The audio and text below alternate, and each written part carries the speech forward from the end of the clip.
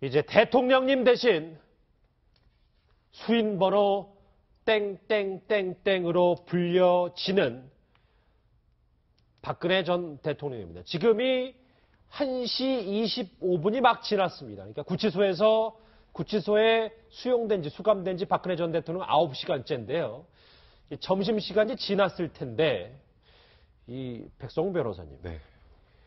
지금쯤이면 어느 정도까지 이제 모든 이제 수용 작업, 본인이 이제 그 생활을 좀 정리했다, 마쳤다 이렇게 봐도 되겠습니까? 그러니까 일단 들어가는 절차는 이제 오전에 다 마친 상황이고요. 지금 아까 그 기자가 말했던 것처럼 그러니까 홍거실이 아니라 이제 독방에 수용되는 걸로 알려져 있는데요. 이제 박 전 대통령 입장에서는 어제 영장실질심사 기간이 이재용 부회장의 영장실질심사 시간보다 더 길게 진행이 됐던 게 대부분 박 전 대통령이 완강하게 이제 본인의 혐의를 부인하고 억울함을 호소했었는데 예. 취소에서의 생활은 말 그대로 하늘과 땅 차이로 다르죠. 지금 그 상황에서 박 전 대통령이 지금 현 시점에서 현실을 순응하고 받아들일 수 있는 상황이 됐는지 그 부분은 아직 미지수인 상황이고요. 현 시점에서는 박 전 대통령이 말 그대로 지금 패닉 상태라고 봐야 될 것 같습니다. 그래서 현 시점에서는 안정을 아직 찾고 취하기는 좀 곤란한 상황이 아닌가. 그래서 검찰에서도 당장 오늘 내일 박 전 대통령을 소환하거나 아니면 구치소에 찾아가서 조사를 하기보다는 이번 주말은 넘겨서 수사를 진행하지 않을까 이렇게 보고 있습니다. 그러니까 자막이 영어의 몸, 오늘 오전에 포털 사이트 실시간 검색에 올라갈 정도로 영어의 몸이라는 단어가 상당히 눈에 들어왔었잖아요. 지금은 아마 점심 식사를 마쳤을 텐데 이 서울 구치소 식사에 대한 과거 출소자 얘기부터 먼저 직접 들어보시죠. 기본 반찬은 다 나오는데 구매해서 쌀때 반찬을 팝니다. 떡갈비, 소세지, 훈제 닭고기 밥 먹다가도 싸우거든요. 네가 떡갈비 하나 더 먹었는데 내가 더 먹었는데 특고에서 자기가 밥 먹고 싶으면 밥 먹어. 밥도 이렇게 지금 입맛이 없어요. 밥 그냥 빼놨다가 나중에 라면에다 밥 말아 먹을 수도 있고. 네, 말대로 입맛이 없을 것 같긴 한데 박 전 대통령 오늘 오전 식단에 따라서 케첩과 치즈가 발라진 식빵을 먹었다 이런 얘기가 들리더라고요. 어제 이제 영장 실질 심사할 때도 정심의 한 절반 정도밖에는 못 드셨다라고 하죠. 저는 지금 새벽에 거의 날밤을 샜는데 며칠 동안 아마 잠을 거의 못 주무셨을 거고 오늘 충격이 굉장히 클 거라고 생각이 들고요. 그 다음에 저희가 변호인 접견을 가도 그렇지만 이 구치소라는 게 폐쇄된 공간에서 취침과 식사 이런 걸 다 같이 하다 보니까 특유의 냄새가 있어요. 이게 그러니까 바깥 공기를 맡았던 사람이 구치소 안에 들어갔을 때 좀 견디기 힘든 어떤 그 특유의 그런 게 있거든요. 예. 아마 박 전 대통령도 여러 가지 환경적인 면에서 심리적인 그 식판을 본인이 닦아야 돼요. 그리고 그 구치소 안에 저런 일을 하는 모범수들이 있어요. 이렇게 식사를 그 단체로 날라주고 이런 사람들이 있는데 원칙은 그 식판은 본인이 닦아야 되는데 저기도 사람 사는 데다 보니까. 그렇죠. 예. 이렇게 좀 높은 분이 오면 좀 배려해주기도 하고 그래요. 그러니까 저 안에, 수용자 안에서 좀 그런 유연성은 좀 있는데. 예. 박 전 대통령의 경우에 지금 당장 식판을 닦고 저기 규율대로 한다는 거는 좀 어려운 상황이고 좀 안에서 보이지 않는 배려가 있지 않을까. 저는 좀 그렇게 생각이 듭니다. 박 전 대통령도 원래 그 요리 연구가가 삼성동 자택에도 함께 했었는데 조윤선 전 장관도 지금 구치소에서 귤만 먹어서 체중이 많이 떨어졌다는 얘기가 있었잖아요. 이 비유가 적절할지 모르겠는데 그러니까 사회에서 그렇게 상류층 생활을 안 하고 하층으로 지내던 분도 구속이 되면 너무너무 힘들어해요.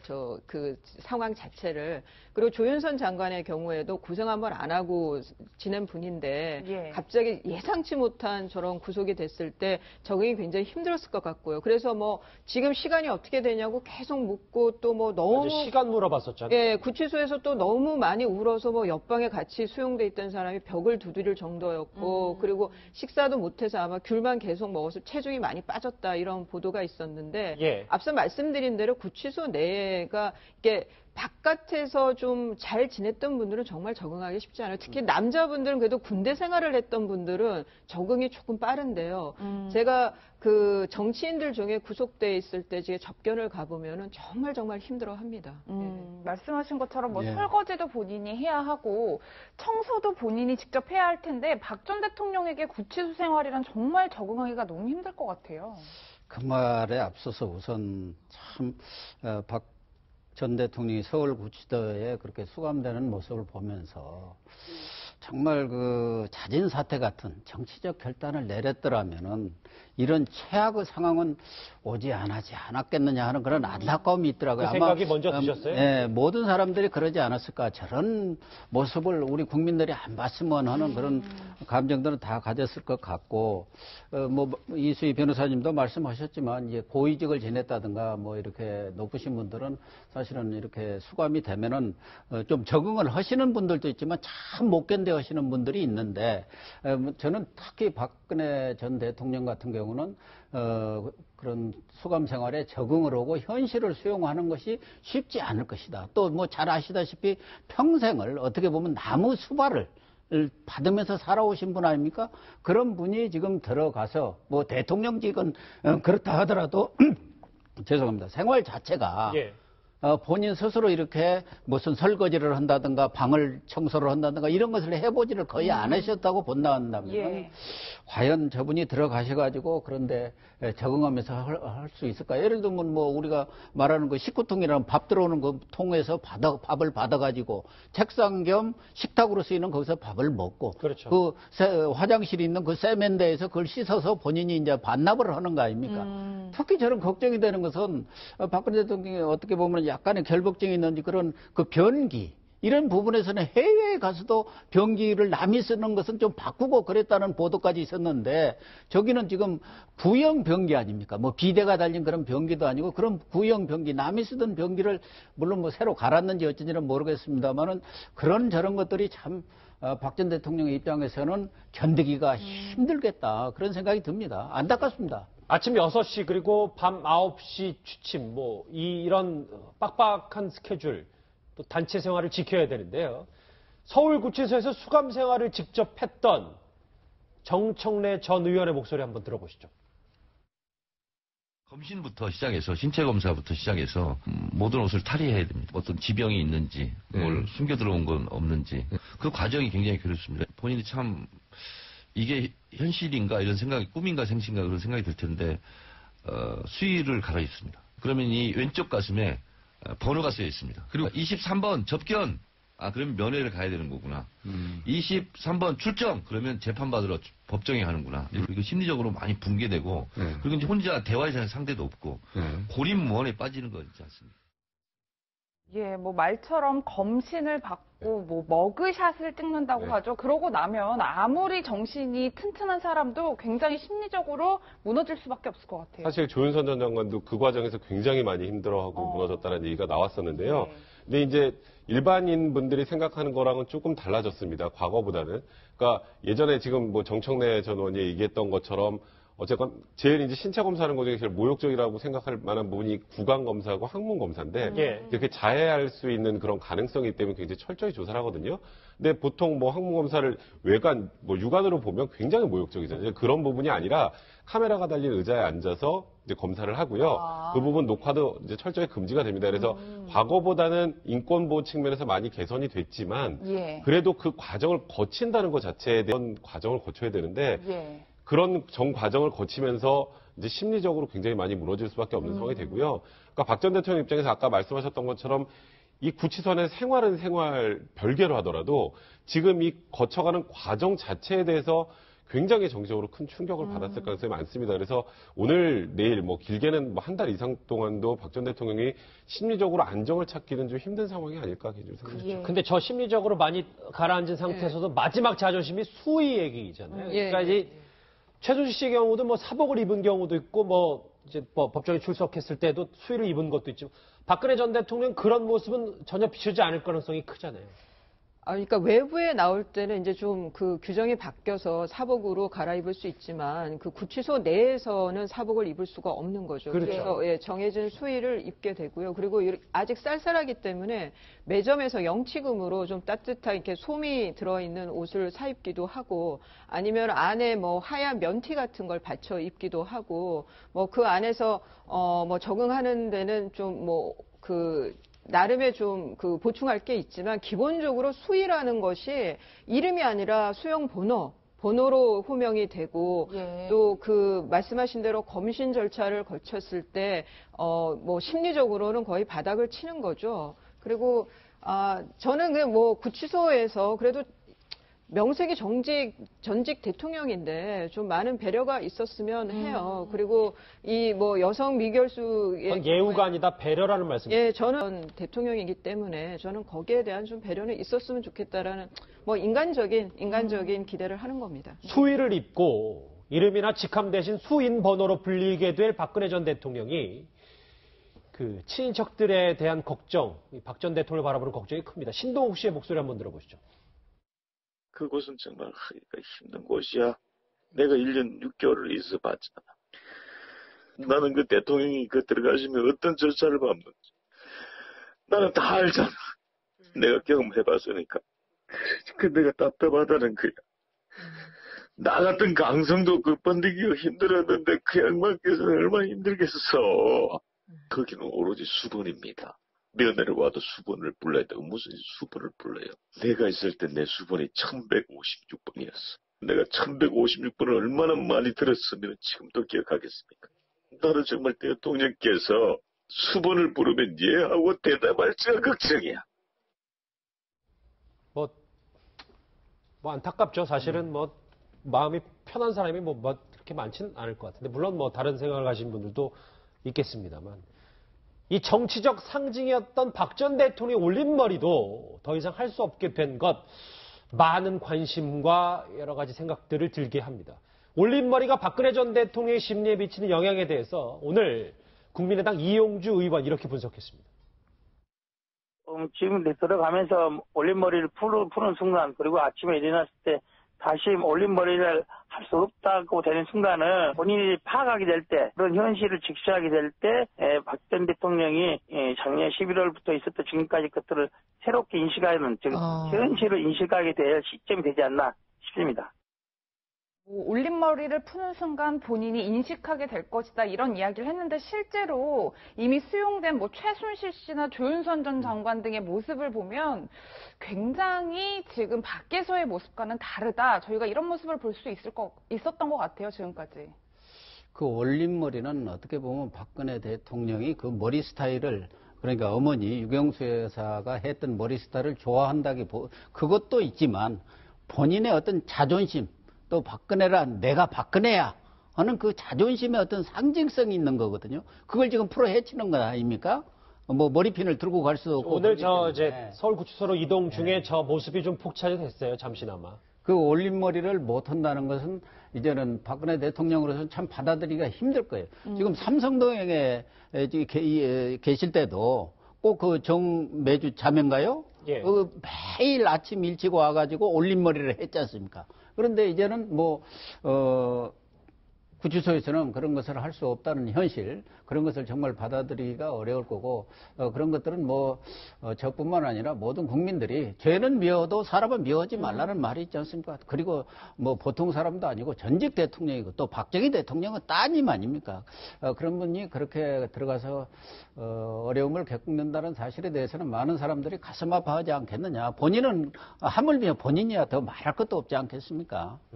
백 변호사님, 근데 네. 핀을 이게 쇠로 된 금속 물질이기 때문에 못 쓰는 거잖아요. 네, 맞습니다. 그러니까 이게 머리핀은 그래서 박 전 대통령이 어제 서울구치소를 향하는 그 과정에서 지금 화면에 나오는 것처럼 머리가 약간 이렇게 내려와 있잖아요.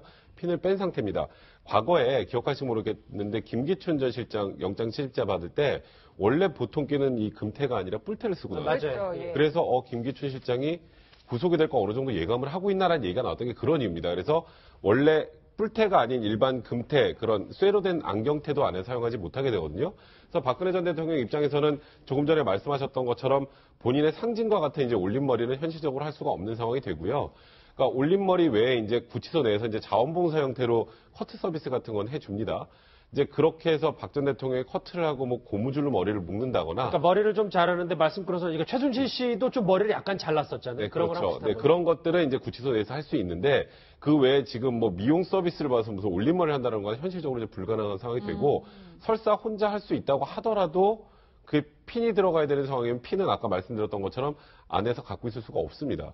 그렇기 때문에 이제 박 전 대통령이 그 부분 아까 이용주 의원이 말했던 것처럼 이제 더 이상 본인이 원래 하던 본인의 루틴을 할 수 없다라는 걸 알게 되는 순간 그게 이제 현실의 인식의 출발점이 되지 않나 이런 생각이 드네요. 아무리 요즘 나아졌다고 해도 구치소는 구치소잖아요. 서울 구치소 시설에 대한 얘기 한번 목소리 들어보시죠. 남부교도소 구치소를 제외하고는 다 막 40년, 막 45년 이게 노건물들이에요. 아무래도 그 오래된 건물이다 보니까 막 그 내림새도 나고 막 지저분하지 않으니까. 방 안에 무조건 다 찬물이 나옵니다. 뜨거운 물이 상당히 귀한 거예요. 호수가 부족하니까. 오뚜기 통해서 주는 물로 물이 있을 거 아니에요. 그걸 우려서 그걸 식수로 합니다. 예, 물론 뭐 구치소 생활이 쉬울 순 없는 건 사실이지만 그래도 여성이고 좀 나이가 많으시고 또 전직 대통령이기까지 한데 서울구치소 내부 규정 자체로 어느 정도의 좀 가이드라인이 있지 않을까 싶기도 해요. 그러니까 이제 뭐 그 뜨거운 물을 주는 것도 그 정해진 시간에 정해진 양이 있는데 그런 데서 좀 더 뭐 배려를 하거나 이런 점은 있겠지만 기본적인 그 규율 규칙은 지켜지는 거죠. 그리고 다른 거보다도 제가 말씀드렸지만 구치소를 가면 정말 삭막하기 짝이 없어요. 그냥 콘크리트 바닥 같은데 그냥 일렬로 돼 있는 그 각 방들이 있고 그래서 막 고등학생, 중학생 애들 그 견학을 가면 이구동성으로 하는 말이 죄 짓지 말아야 되겠다는 생각이 들어요.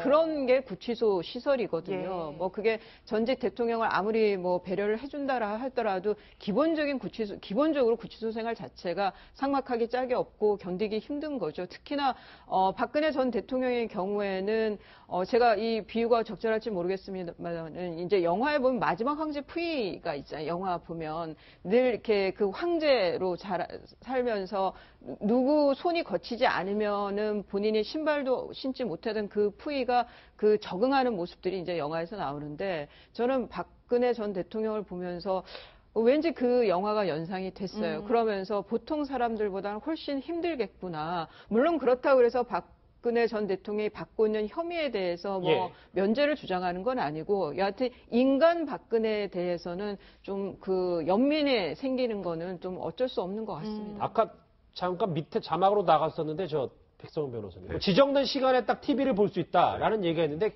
볼 수 있는 프로그램도 구치소에서 선별을 하는 겁니까? 네, 맞습니다. 다 볼 수는 없는 거예요? 그러니까 아까 이제 구치소에 들어가면 아침 6시에 기상해서 밤에 8시에서 9시 정도에 이제 취침을 해야 되잖아요. 이제 구치소장의 허가로 특정한 뭐 채널이나 이런 방송들을 이제 뭐 편집을 하건 어떤 방식을 거쳐서 제한된 시간 내에 볼 수 있도록 해주긴 합니다. 그러니까 본인이 원하는 채널을 다 돌려볼 수 있는 상황은 아닌 거고요. 그러니까 아까 이수희 변호사님 말씀하셨던 것처럼 아무리 구치소가 과거보다 뭐 인권이 많이 개선되고 이런 뭐 TV 시청이나 이런 부분도 어느 정도 허용이 된다고 해도 구치소는 구치소입니다. 그렇기 때문에 박 전 대통령 입장에서는 본인이 이제 자택에서 하던 것과는 완전히 천차만별인 생활을 할 수밖에 없는 상황이 되고요. 지금 아직 정확하게 확인은 되지 않았지만 지금 최순실이 들어가 있다는 독방이 1.9평이라고 알려져 있죠.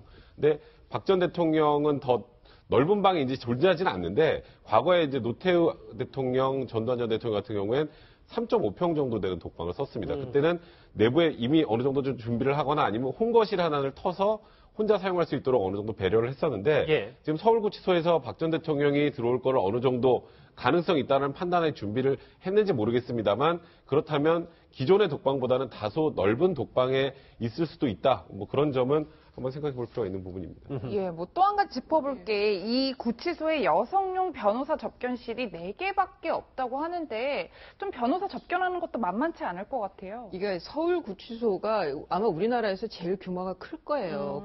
그리고 서울중앙지방법원에서의 사건들이 있기 때문에 뭐라 그럴까요? 늘 구치소가 만원이에요, 거기는. 거기에 특히 여성 수용자를 위한 접견실이 이제 4개가 있는데 그게 별도 공간은 아니고 이렇게 좀 분리는 했지만 여하튼 뭐 엇비슷하게 좀 겹치는 부분이 있는데요. 저는 박근혜 전 대통령을 이 접견실에서 변호인 접견을 시키지는 않을 것 같아요. 왜냐하면 이게 외부에 노출이 안 될 수가 없거든요. 그러니까 이 외부라는 게 그 구치소 내에 다른 수용자들에게 노출이 될 수밖에 없어요. 이 접견실을 사용하게 되면. 그래서 아마 박 전 대통령이 그래도 전직 대통령이기 때문에 현 상황에서 그렇게 다수의 그 수용자들에게 우연이든 뭐든 노출된다는 게 썩 저는 뭐 좋은 일은 아닌 것 같고 그렇다 그러면 구치소에서 아마 별도의 공간에서 박 전 대통령의 뭐 변호인 접견이라든가 아니면 검찰의 수사나 이런 것들이 이루어지지 않을까 그런 생각이 듭니다. 예. 규모가 제일 크다고 했는데 사실 역사도 제일 길어서 구 박사님 여기서 11.6 이 김재규 전 중앙정보부장도 여기서 수감이 됐었고 그렇죠. 그러니까 지금 서울구치소는 한 110년 됐습니다. 그러니까 이 서대문 형무소라고 그랬죠. 그렇죠. 경성감옥입니다. 경성감옥이 구에 해방되면서 이제 서울구치소로 했는데 거기 유관순 우리가 잘 아는 유관순 열사도 다 서대문 구치소 경성감옥에 있었고 독립지사들 거기 다 있었죠. 그렇죠. 그 후에 이제 서울교도소 서울구치소로 이렇게 바뀌고 지금은 우왕에 가 있지 않습니까? 그래서 이제 지역은 우왕입니다만 여전히 서울구치소라고 하고 있는데 뭐 방금 말씀하신 대로 4.19 5.16 그런 혁명과 정변을 거치면서 많은 사람들이 거기 가서 서울구치소에 수감이 됐었고 또 김두한 옛날에 그 국회에서 똥물튀김 뭐 이렇게 사건을 일으키는 그 문세관 씨도 저기 있었죠. 저 국회의원이라든지 또 뭐 조봉암 선생 그분도 거기 있다가 나중에 사형을 당했습니다만 유경수 여사를 저기 간 문세광 씨. 그렇죠. 또 뭐 박정희 전 대통령을 시해한 김재규 씨 이런 분들도 다 저 서울구치소를 거쳐갔죠. 아마 박근혜 대통령은 뭐 그런 역사를 잘 알고 계시지는 않겠지만 어쨌든 뭐 김재규라든가 문세광이 거쳐간 그런 자리이기 때문에 예. 아마 심경이 더 복잡하고 뭐 감회가 뭐 여러 가지로 착잡하지 않겠나 그런 생각이 듭니다. 이 박근혜 전 대통령이 독신이잖아요. 옥바라지도 걱정되는 부분 중에 하나라는 분석들이 많아서 박근혜 전 대통령이 과거 목소리 한번 들어보시죠. 남편 같은 존재가 있었으면 하는 그런 생각을 가져보신 적은 없으신지? 별로 그렇게 외롭다 하고 앉아서 외로움을 생각을 하고 이럴 시간도 없어요. 네, 바쁘게 사니까. 예. 그리고 또 많은 국민들께서 응원도 해주시고 네. 뭐 SNS를 통해서도 제가 격려를 받고 또 현장에서도 많이 만나고 그러기 때문에 네. 그런 게 저한테는 굉장히 큰 힘이 되고 있습니다. 박 전 대통령의 저 대답이 지금 와서 보면 좀 더 안타까움을 불러일으키고 있는데 사실 변호인들이 해줄 수 없는 어떤 개인적인 부분이 있잖아요. 그런 부분은 어떻게 채워줄 수 있을까요? 사실 이제 하루에 한 번 이제 면회가 허용이 되거든요. 하루에 한 번 면회가 허용될 때 이제 그 중에 뭐 이영선 행정관이나 윤전추 행정관 아니면 뭐 혹시 가족이 올 수도 있는 거겠죠. 박지만 씨 같은 경우. 근데 그렇게 해서 이제 뭐 예를 들어서 뭐 옥바라지라고 해봐야 크게 할 수 있는 게 많이 없습니다. 뭐 영치금을 좀 넣어준다거나 영치금은 300만 원 정도까지 넣을 수 있고요. 뭐 300만 원 넣어주는 게 어느 기간이 어느 정도 기준입니까? 뭐 그 기간은 저도 정확하진 않지만 하루에 사용할 수 있는 거 간식 같은 거를 먹을 때 사용하는 2만 원으로 제한이 됩니다. 하루에 2만 원? 네, 그러니까 이제 그런 부분 정도, 그 다음에 예를 들어서 수의 같은 거, 지금 최순실 씨는 원래 지급받은 수의가 아니라 다른 수의를 사서 입고 있는 거거든요. 그러니까 영치금 같은 걸로 그런 데 활용할 수 있는 거, 그런 정도의 그 배려 정도가 이제 옥바라지라고 할 수 있는 거고요. 그 외에는 사실 박 전 대통령 입장에서는 그 부분보다 더 중요한 건 사실상 이제 앞으로 진행될 수사, 그리고 또 이제 기소가 이제 당연히 되게 되니까 기소 이후에 이제 재판 과정에 대한 대비가 필요하기 때문에 지금은 더 중요한 거는 어느 정도 이제 심리적 안정을 찾으면 변호사들이 이제 들어가서 접견하면서 이제 앞으로의 전략이나 대책을 마련해야 되는 게 가장 우선순위가 아닌가 생각됩니다. 원래 저희 뉴스특급 3명의 패널을 시작했다가 이제 완전체가 돼서 한 분 더 오셨습니다. 소정석 국장 어서 오십시오. 안녕하세요. 예. 예, 제가 뭐 질문을 이어서 가면 백 변호사님께서 옥바라지라고 특별하게 할 게 없다라고 말씀해 주시긴 했지만 사실 조윤선 전 장관 같은 경우도 남편이 하루 종일 접견실에 와 있어서 심적으로 굉장한 그 지지를 얻는다 이런 보도가 있었는데 박 전 대통령에게도 좀 그런 부분이 필요하지 않을까라는 생각도 들어요. 그게 이제 그 면회가 10분, 15분 이렇게 제한이 돼 있어요. 그다음에 하루에 한 번밖에 안 돼요. 그런데 변호인 접견은 시간 제한이 없어요. 9시부터 오후 6시까지고 뭐 점심때라든가 이런 때는 이제 못 하지만 근데 조윤선 전 장관의 경우에는 남편이 변호인으로 그 선임계를 낸 것을 이제 10분 이용을 할 수 있었던 거죠. 근데 변호인이면서 남편이니까 뭐 그 법리적인 도움도 받으면서 심리적으로 위안도 받는 건데 예. 지금 이 옥바라지라 그러면 보통 이제 가족이라든가 뭐 이런 친척들이 되는 건데요. 뭐 친구들이 하는 거는 뭐냐면 그러니까 약 같은 거라든가 뭐 이런 것들, 책이라든가 뭐 이런 것들 좀 넣어달라 그러면 해주는 건데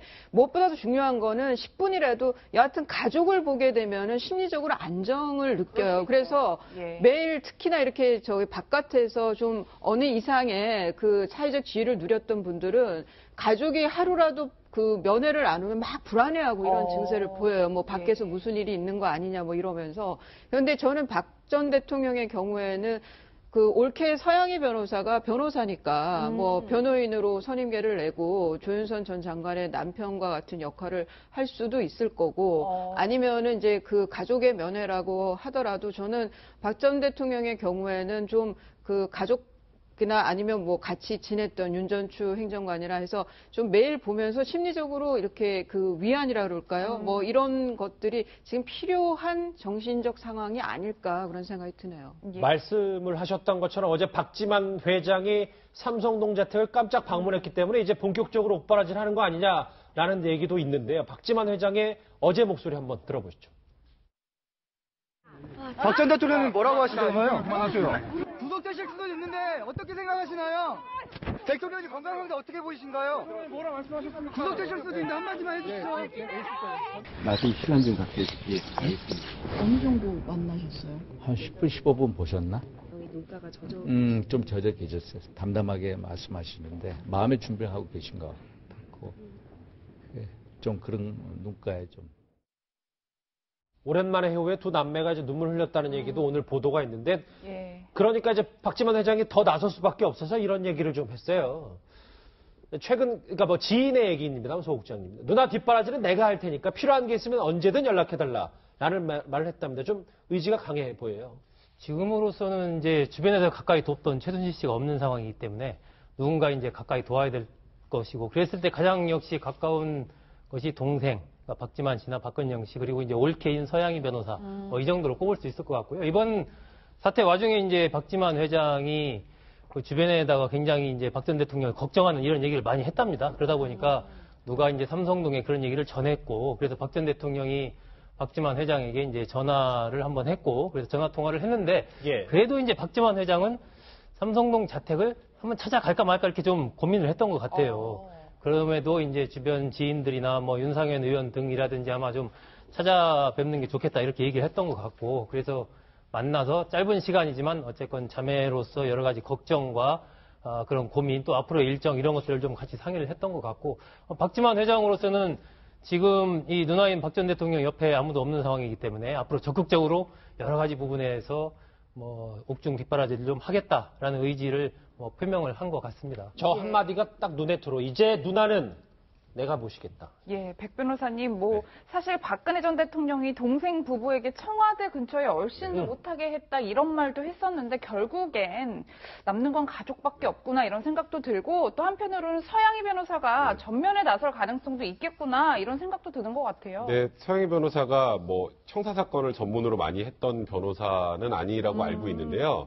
그렇다면 이제 아까 조윤선 전 장관의 남편은 변호사면서 남편이기 때문에 선임계를 내고 이제 들어와서 심리적인 안정과 사건 진행 과정을 전반적으로 관리할 수 있다고 하는데 서양희 변호사는 그런 쪽으로는 좀 진행하기 좀 힘들 것 같아요. 저 개인적으로는. 근데 이제 아까 말씀하셨던 것처럼 그냥 변호인 선임계를 내고 선임계를 내지 않으면 아무리 변호사 신분을 갖고 있어도 바깥에서 면회를 해야 되는 거고요. 접견하기 위해서 이제 변호인 선임계를 내고 들어가야 되는데 뭐 그런 방향으로 사실상 그 구치소 안에서 접견을, 그러니까 법률적인 문제보다는 접견을 하기 위해서 선임계를 내는 것도 고려해 볼 만한 그 상황인 것 같다는 생각은 들긴 합니다. 근데 현실적으로 법률적으로 이제 전반에 나서서 진행하기에는 좀 한계가 있지 않을까. 서울구치소에서 그러니까 태어나서 첫날을 맞이한 박근혜 전 대통령에게 해봤습니다.